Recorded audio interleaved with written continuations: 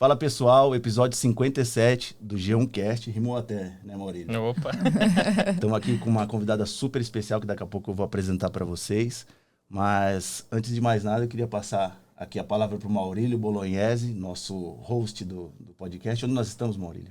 Estamos no Spotify, no Instagram e no YouTube G1Cast e direto do iEstudio Folha de Londrina, aqui parceria com a Folha de Londrina, não é isso, Renato? E a equipe de marketing da G1 aqui também, na produção.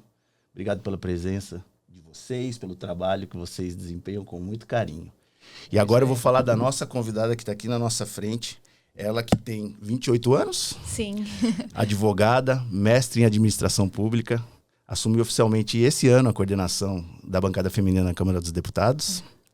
Você é a mais jovem parlamentar da história a assumir um colegiado.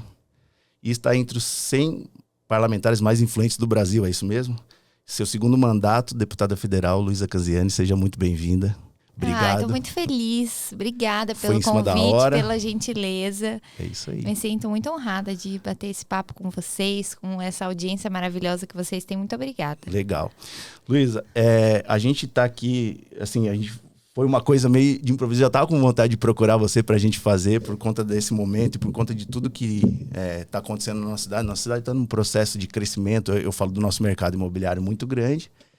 E um dos seus principais projetos, que você mesmo comentou que é a sua queridinha, a sua menina dos olhos. Nós vamos falar dele mais tarde. E a gente ficou muito feliz de poder trazer você aqui e poder falar sobre ele. Antes, não tem como, eu imagino que você já contou essa história várias vezes para várias pessoas em vários lugares, mas o que a gente queria saber é como que a Luísa Canziani chegou até aqui. Importante essa pergunta, até para que as pessoas me conheçam um pouco mais, Perfeito. saibam da minha correlação, da minha história com a política, né? E, na verdade, a política, ela veio muito de uma influência familiar, né? Graças ao meu pai, Alex, e é curioso, porque meu pai, ele não tinha ninguém da política na família, né? E a partir do momento que ele estreia na política, ele acaba me contagiando para esse processo. Então, desde muito nova, eu acompanhava-o nas reuniões, nas eleições, nos projetos, nas discussões importantes para as cidades. Então, foi um processo muito natural.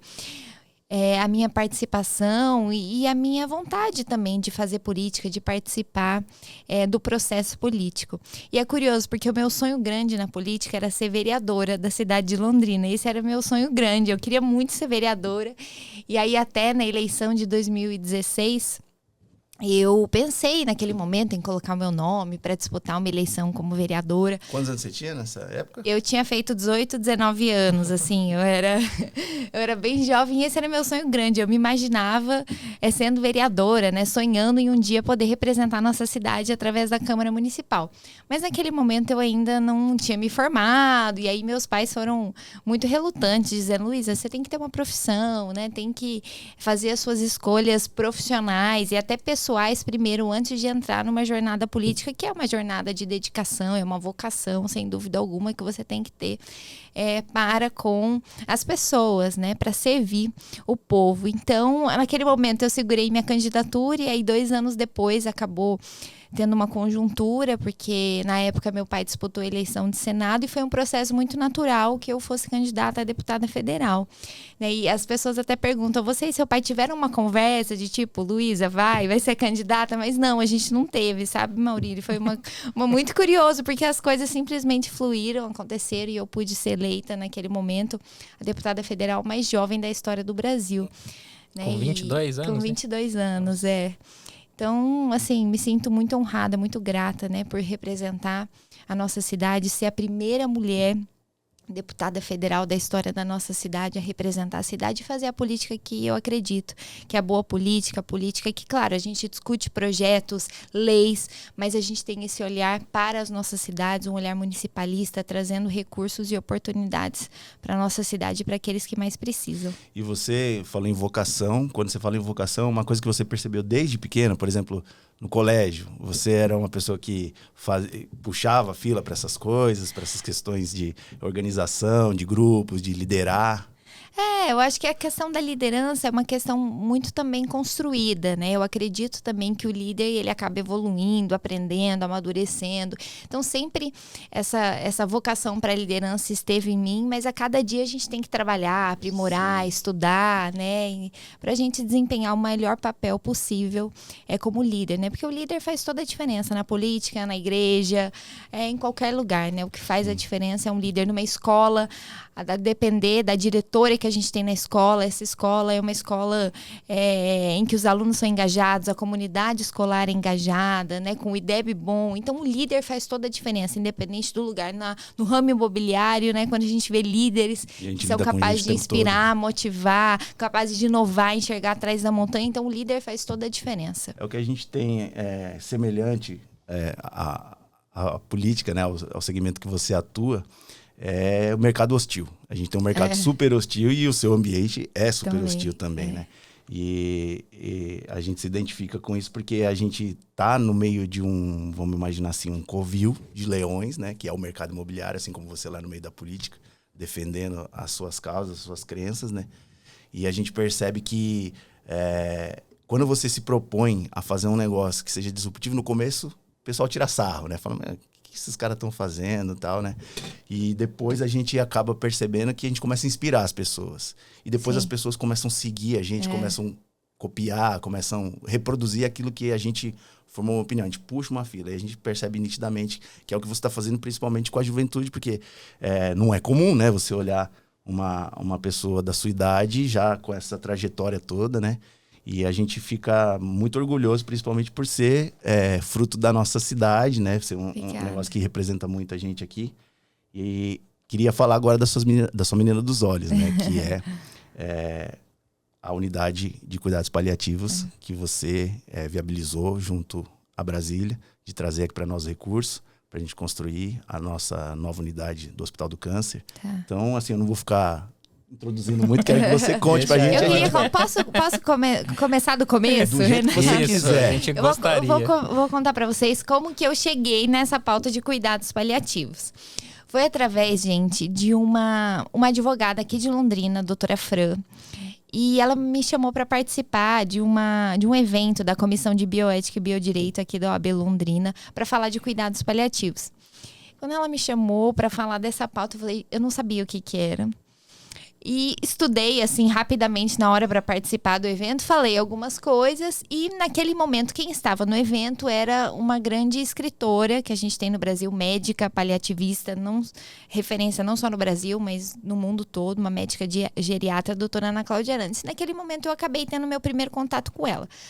Só que aquela conversa, aquele seminário, aquele momento me impactaram, né? Pela profundidade das discussões, pela importância da pauta dos cuidados paliativos. E aí eu fui começar a me interessar, a estudar sobre o tema e fui ler o livro dessa médica.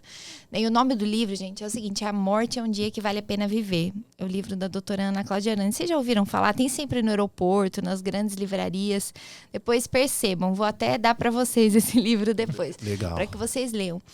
E ela traz um panorama do que são os cuidados paliativos, né, para quem está nos acompanhando, né? Cuidados paliativos são cuidados que equipe multiprofissionais dão não só ao paciente, mas também ao seu familiar, para alívio da dor e do sofrimento quando esse paciente recebe uma notícia de uma doença grave ou ameaçadora da vida. É isso que são os cuidados paliativos, isso que consiste o cuidado paliativo. E ela relata um pouco da experiência dela como médica e através desse livro, e quando eu li o livro eu fiquei assim completamente impactada e muito inspirada a lutar por um Brasil que todas as pessoas que precisam de cuidados paliativos tenham acesso a cuidados paliativos.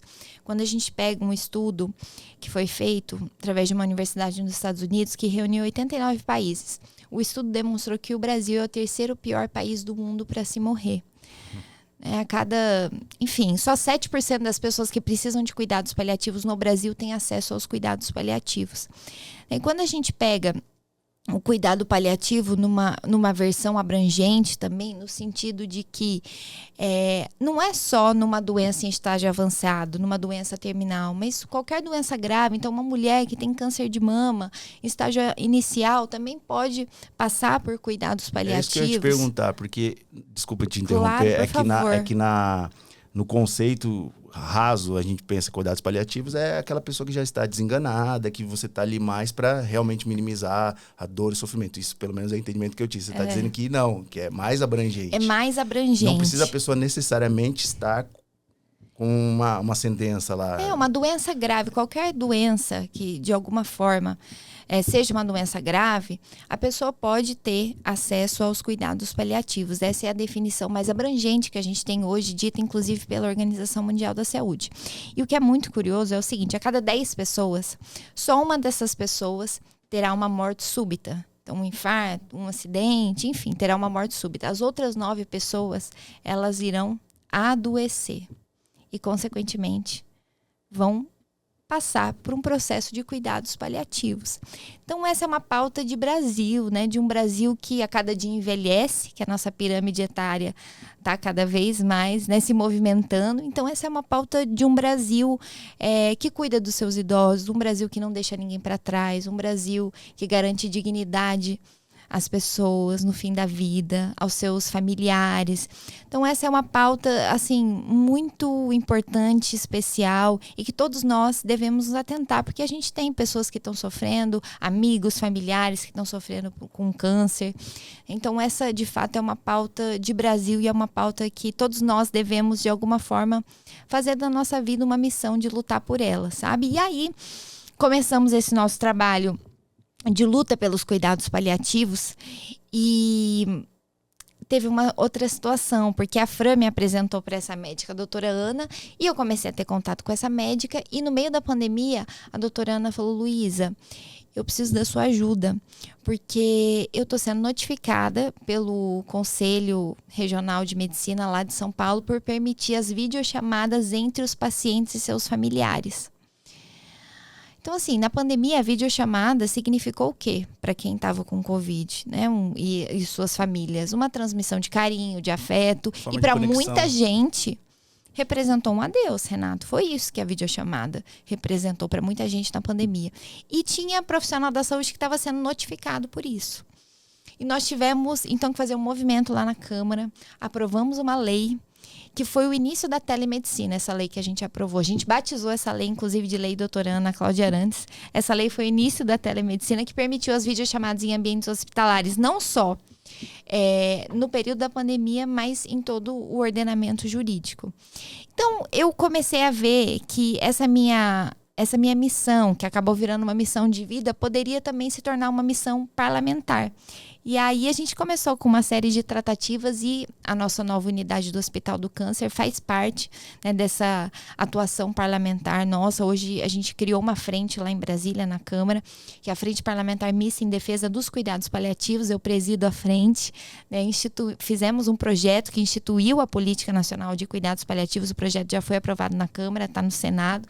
E aí, fazendo todas essas articulações lá em Brasília, eu falei: gente, eu preciso olhar para minha cidade, né, para minha terra, para minha região, para a gente fazer com que a nossa cidade seja uma cidade de referência em cuidados paliativos no Brasil.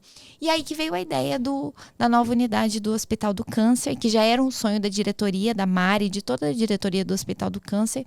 E aí a gente batalhou para alcançar esse projeto. Legal. E como que foi esse início aí do projeto do hospital, para escolher a área, para você ver o tamanho, para desenrolar a parte política, essa parte do início ali de todo esse... Originação. De todo esse trâmite político que vocês tiveram que fazer. Legal você perguntar, porque assim, o processo, muitas vezes, da gente viabilizar um sonho, porque esse hospital é um sonho para mim, é um sonho para a diretoria, é um sonho da nossa cidade, é um sonho dos pacientes, né? E assim, o processo burocrático das coisas, o timing, não é o timing que a gente espera, que a gente sonha, porque a gente está falando da máquina pública, né? De processos morosos, de coisas burocráticas, uma documentação gigantesca, para a gente deixar tudo em ordem para que a obra ela finalmente comece. E quando você fala dessa questão de terreno e desse sonho, né, que o hospital tinha, na verdade era um sonho que já fazia parte da diretoria do hospital já há muitos anos. Então, há mais de 10 anos, se não me engano, eles tinham essa ideia de fazer uma nova unidade do Hospital do Câncer. E aí depois amadureceram para que essa unidade fosse só de cuidados paliativos. E até houve lá atrás uma articulação junto à prefeitura para que eles tivessem um terreno. Só que veio a pandemia também. E aí, pandemia, os processos, claro, ficaram todos paralisados de novos sonhos, porque eles tiveram muita dificuldade orçamentária e financeira, como todos os hospitais, né? Muitos desafios na pandemia. E o sonho ficou adormecido por um tempo. E aí, eu acabei numa conversa com a Mara, diretora do hospital. A gente tocou nesse sonho. Eu falei, não, Mara, agora é a hora, vamos fazer acontecer. E aí, hoje, esse sonho já é uma realidade. O terreno já está sendo movimentado, inclusive, vai ser na região leste da cidade de Londrina. São 62 leitos só de cuidados paliativos. E assim, a gente pretende fazer desse hospital um case não só nacional, mas internacional. Né? Foi contratado através do Hospital do Câncer, Perks Will, não sei se vocês já ouviram falar, que é uma consultoria. De escritório de arquitetura, né? Que eles são muito renomados, eles fazem os melhores projetos assim do mundo e eles contrataram a Perks Will para fazer esse projeto e o projeto ficou maravilhoso. Depois se a gente puder deixar. Eu acho que vale muito a pena, acho que a gente na edição vai mostrar e eu acho que a gente também pode ajudar a propagar isso fora do episódio. A gente vai ter muito orgulho de poder multiplicar isso nos canais que a gente tem de comunicação. Você mostrou pra gente o projeto, né? Bem bonito. E tem um que também até de sustentabilidade. A gente está dentro do mercado imobiliário, né? Você comentou que vai ser feita a estrutura, a base arquitetônica utilizando da madeira. E a gente teve um empreendimento recente aqui que utilizou esse material com esse fim. Que o objetivo era também ser sustentável, né? E... Inovador também. Inovador, a gente está pensando em uma série de ações inovadoras para o hospital. Então, para fazer com que no quarto do paciente, detalhe, o quarto vai ser individual, para que o paciente consiga ficar ali com a sua família, para que ele tenha uma experiência, né? Uma imersão, de fato, nos Onde desejos que é exatamente e nos esse sonhos. terreno? Sabe o TFPR? Tem o balão ali, depois é o TFPR, a Avenida dos Pioneiros. Então, é lá embaixo, assim. Depois a gente vai deixar também aqui para que as pessoas vejam. Uma área o grande, terreno. né? 25 é uma área mil grande, metros quadrados, se não me engano. O terreno é maravilhoso, é arborizado, então vai ter essa pegada de sustentabilidade também e essa pegada, como eu disse, de inovação. A gente tem uma ideia de ser um quarto imersivo. Então, uma pessoa que não pode sair mais do hospital, tá numa condição muito complicada, e ela tem o desejo de, sei lá, tá na praia com a sua família. Então, a ideia é que o quarto possa trazer com tecnologia, com inovação, sonorização, né? E possa trazer esse ambiente da praia para que ela se realize. Então, acho que é inovação para a humanização da saúde, né? Então, vai ser um projeto... Por isso que eu digo, é meu xodó de todas as obras que a gente tem trabalhado, claro, com a nossa equipe, com a diretoria do hospital. Essa, sem dúvida alguma, é uma das mais especiais. A gente tem uma participação no desenvolvimento daquela região, né? Ali Sério? perto, Como? Você deve conhecer o Parque Tauá. Sim, conheço. A gente participou do lançamento da primeira fase, quando aquilo ali ainda tudo era mato, não tinha ainda os prédios... o Aquaville, né, que hoje está lá. E a gente participou do projeto de desenvolvimento da parte comercial. E a gente, desde o começo, que tem cerca de 10 anos, hoje já tem 5 fases entregues lá, 5 condomínios. Que são realmente próximos. E essa área do hospital, você dizendo, eu estou me recordando aqui, é uma área que a gente fala desse hospital, o pessoal que vai comprar, que vai trazer uma unidade do hospital, quando nem a coisa estava... concretizada. Muito antes da pandemia, a gente já sabia desse terreno, que falavam que ia ser um hospital. E legal ver essa coisa concretizada, porque é uma região que está crescendo muito e ela precisa realmente dessa assistência. E a gente está falando de levar o Hospital do Câncer, que não é só levar o Hospital do Câncer, ele é um hospital referência em nível nacional, mundial. Com certeza, né? E a gente vê esse movimento do hospital lá, principalmente porque a gente sabe que dentro da diretoria já passaram pessoas que são grandes empresários da cidade, né? O seu Francisco está lá até hoje. Está lá, maravilhoso. Né? O Fernando Moraes, que é o genro dele, e também o lá da Midiográfica. Nivaldo Bem tem um time maravilhoso da sociedade civil organizada lá. E a gente está muito feliz, mas movimentou muito dinheiro isso daí. Acho que torna mais difícil ainda você conseguir trazer esse volume de recursos para dentro da nossa cidade, porque a gente imagina que tem outras cidades, outras pessoas também pleiteando e trazer isso. Mas assim, eu acho que, sabe, tudo na vida também se resume ao legado que a gente quer deixar, sabe? E não tem satisfação maior, assim, deitar a cabeça no travesseiro e saber que a gente está lutando por uma obra que vai, né?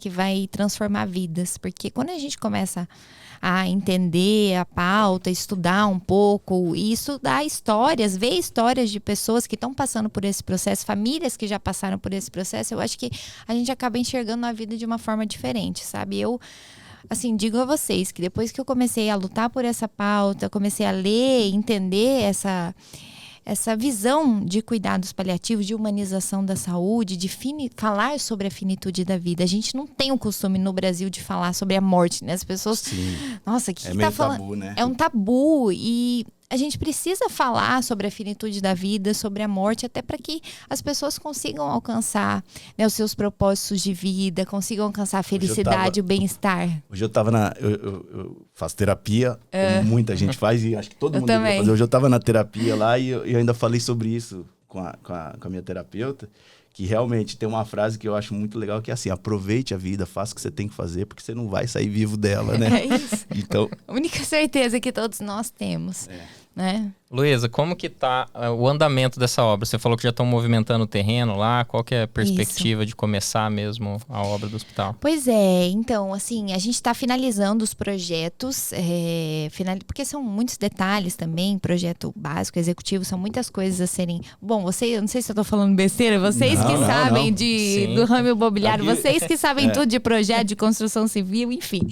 Mas os projetos, eles estão em fase final, assim, estão passando pelo detalhamento, e eu tô acompanhando tudo, então até assim a gente estava com não seria um quarto individual, daí a gente quis mudar para ser um quarto individual, enfim, então a gente está reformulando alguns detalhes, e aí o hospital vai mais ou menos custar na casa dos 30 milhões. Né, hoje a gente já tem 12 milhões que já estão na conta da prefeitura, que estão sendo repassados já para o Hospital do Câncer. Nós tivemos agora no mês passado, até a gente correu bastante por ser um período de eleição e a gente não podia fazer essa transferência bancária para a prefeitura e para o hospital no período de eleição. Então a gente correu muito, conseguimos mais 5 milhões, então 17 milhões, e agora tem mais um convênio aberto no Ministério da Saúde de mais 4 milhões. Então a gente já passou da casa dos 20 milhões em recursos garantidos. Estamos batalhando todos os dias para a gente terminar de alcançar o valor total da obra. Mas assim, o hospital tá andando, os recursos estão garantidos e as coisas vão acontecer. legal. Uma curiosidade minha agora, como que é essa busca por recurso aí, que você vai lá para Brasília? Olha, que é uma tem que fazer? guerra, é uma guerra. A gente vai, assim, sensibilizando, né, as lideranças que estão lá, e eu, assim, essa é a política que eu acredito, sabe? Que a gente efetivamente consegue transformar os sonhos das nossas cidades, do nosso estado, do nosso país em realidade, independente de quem esteja administrando o país, independente de quem esteja à frente do Ministério da Saúde, né? Meu compromisso é com a nossa cidade, é com o nosso estado, é com o nosso país. Então, a gente fica nessa busca incessante por recursos. Então, a gente vai lá no Ministério da Saúde, né? Tenta falar com a ministra, tenta sensibilizar o segundo escalão, os secretários, falamos com a articulação política do governo, falamos também, hoje nós temos uma parte do orçamento que ele é dedicado ao Congresso Nacional. Não sei se vocês acompanharam nos últimos tempos, né, que o Congresso, ao longo dos anos, se apoderou do orçamento também federal. Então, a gente tem hoje uma concentração de recursos que é destinada a parlamentares, senadores, deputados, e aí eu tenho que convencer também, né, as lideranças das duas casas para nos ajudarem nesse projeto. Então, é essa luta, assim. Mas quando a gente fala, quando eu mostro a foto do hospital, eu falo, né, o que está por trás desse hospital, quantas vidas serão impactadas.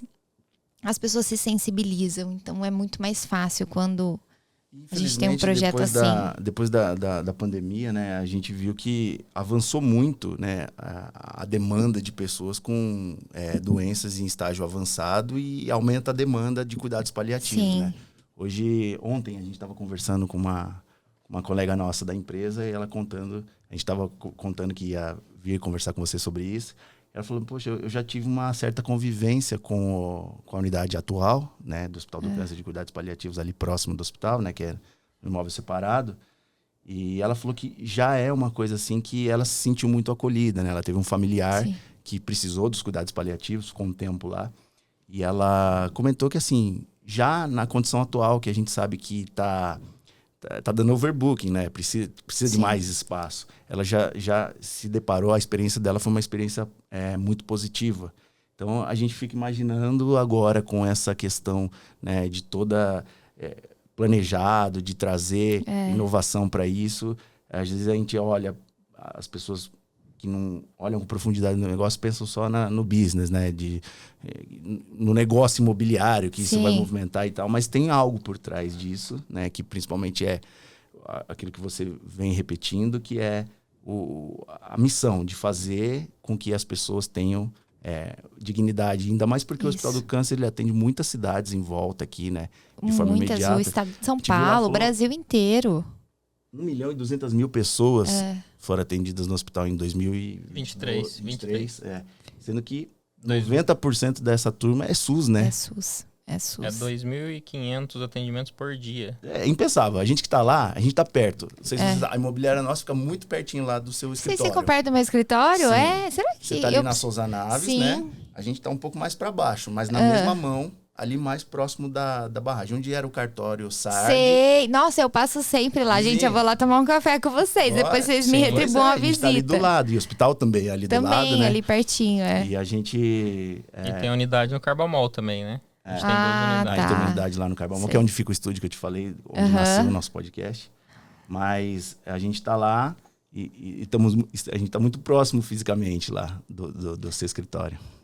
Muito bom. Muito legal essa parte dos cuidados paliativos. Eu queria também que você contasse um pouquinho sobre... Murilo é o curioso, tá? A inclusão da matéria no curso de medicina, né? Incluir essa matéria. Como que funciona isso de entrar uma matéria nova para o curso e agora você quer expandir para os cursos de saúde, né? Como mais cursos de saúde, né? Assim, olha, gente, um dos grandes problemas, não só dessa pauta, mas de todas as pautas, é a falta de conhecimento das pessoas, né? Então, muita gente, no caso dos cuidados paliativos, não sabe o que é cuidado paliativo. Eu me lembro, gente, no meio da pandemia, que nós tivemos um senador da República, que é até do meu partido, mas ele falou lá na comissão da CPI da Covid lá, falou que cuidado paliativo era eutanásia, sabe? Então as pessoas propagam muitas inverdades a respeito do tema e um grande problema é o desconhecimento. Não tem nada a ver com eutanásia. Exatamente, nada a ver. Então, assim, as pessoas propagam muito desconhecimento sobre esse tema. Mas isso também se reflete no meio dos profissionais da saúde e muito porque falta educação, né? Falta formação inicial e continuada para esses profissionais da saúde entenderem e depois aplicarem, né? Promoverem os cuidados paliativos nas suas respectivas profissões. Então, esse é um dos grandes desafios da pauta dos cuidados paliativos, é fazer com que os profissionais da saúde entendam a pauta, lutem pela pauta, trabalhem pela pauta. E muito graças a essa questão do currículo que a gente tem no Brasil, da graduação de medicina, que a gente tinha, né? Porque a gente batalhou junto ao Conselho Nacional de Educação. Queria agradecer muito o presidente à época, presidente Cury, que ele liderou esse processo junto com a doutora Ana, junto com uma série de lideranças para que a gente pudesse colocar nas diretrizes curriculares que todos os médicos que se formassem no Brasil tivessem acesso aos cuidados paliativos. Então essa missão a gente já cumpriu. E agora a gente está com a missão de expandir isso para todos os cursos da área da saúde, né? Porque o cuidado paliativo é fisioterapeuta, psicólogo, fonoaudiólogo, nutricionista. Enfermagem. Tudo, exato. Enfermagem. Então essa é a nossa missão agora. Inclusive, é que vai estar lá no dia a dia, né? Exatamente. Trabalhando com os cuidados paliativos, sendo orientado pelos médicos que vão passar lá.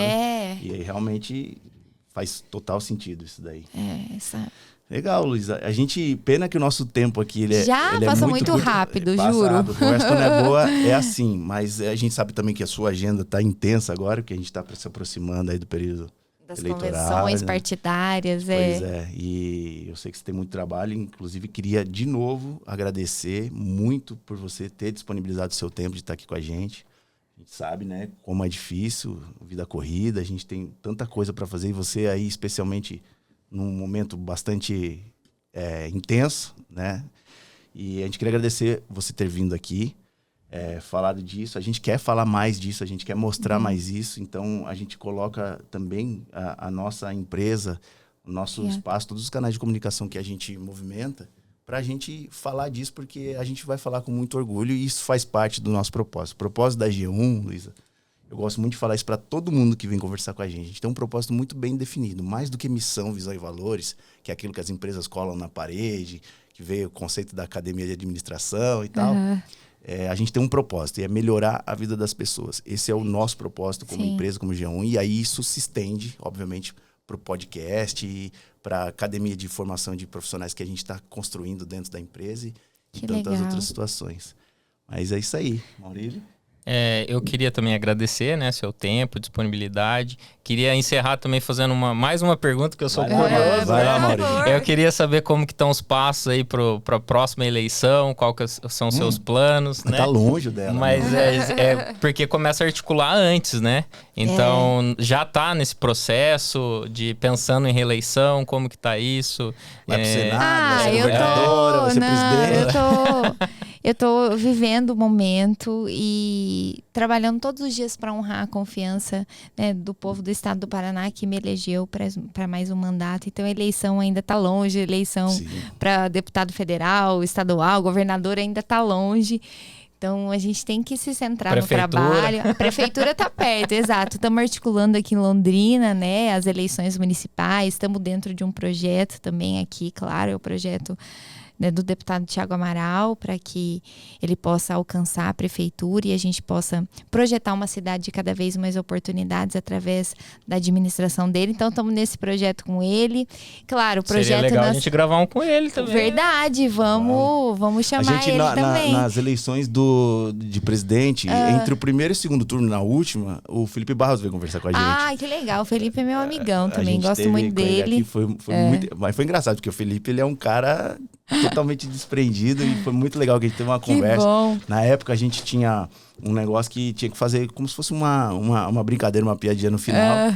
E o Felipe entrou na brincadeira que e legal, foi super legal. Que bom. Depois você tiver a oportunidade de assistir. Vocês podiam fazer, assim, com, sei lá, todos é difícil, né? Porque iria consumir muitos episódios. Mas, assim, os 3 que pontuarem melhor, vocês poderiam trazer aqui pro podcast. É que a gente também tem convicções, entendeu? Então a gente quer trazer aquelas pessoas que convergem com as nossas convicções. É isso mesmo. A imparcialidade, ela tem limite com a gente, até porque a gente tá dentro de um organismo que movimenta a economia e, assim, por mais que a gente... O fim em mente é uma empresa de vendas, a gente está movimentando dinheiro, mas só que a gente tem muito essa veia de participar do desenvolvimento da cidade. Tanto que daqui a pouco a gente já está, inclusive, fruto da parceria nossa com a Folha de Londrina, que vai ser lançada uma campanha pela Folha para os 90 anos de Londrina, que é Marcas do Tempo, essa campanha. E a gente está, assim, sendo muito ativo, participante, a gente quer colocar esse negócio para falar do desenvolvimento da nossa cidade, como a gente contribuiu. E a gente tem a iniciativa pública e a iniciativa privada que tem que andar juntas, né, com o objetivo de promover crescimento, de dar dignidade para as pessoas, emprego, prosperidade, porque às vezes parece que é meio tabu, você tem que ficar se vitimizando. O brasileiro tem muito disso, você precisa parecer humilde para você conseguir. Não, eu acho que as pessoas, a minha opinião pessoal, aí eu tô falando do Renato, eu acho que a gente tem que desfrutar da vida, das coisas que a vida nos proporciona, os objetivos que a gente alcança e a gente conseguir, sabe, e transbordar isso para outras pessoas, levar isso para outras pessoas. Por isso que na G1, na nossa empresa, a gente tem as pessoas lá como principal ativo nosso, como o principal patrimônio é o capital humano que nós temos lá. Então é isso, né? É isso. Gente, eu tô muito feliz, de verdade. Queria agradecer vocês. Me senti super honrada pelo convite, né? Pela deferência de vocês em, de alguma forma, me escutar e eu também poder aprender com vocês. Eu, assim, fico super emocionada em ver 2 líderes, como a gente estava falando, né? Que fazem a diferença, que inovam. Estamos batalhando. Nós estamos fazendo a diferença, transformando vidas, mudando, né, a vida das pessoas. E então eu me sinto muito feliz e honrada, de verdade. Muito obrigada. Muito obrigada por poder também falar sobre esse tema, né, que é um tema, como a gente falou, desafiador, falar de cuidados paliativos, mas que todos nós tenhamos uma vida que vale a pena ser vivida para que a gente possa falar sobre esse e outros temas. Obrigada. Eu queria fazer um outro agradecimento especial pelo fato de você estar aqui. Eu quero agradecer ao Rafael Cortez, que inclusive já trabalhou com a gente, ele que estabeleceu a ponta.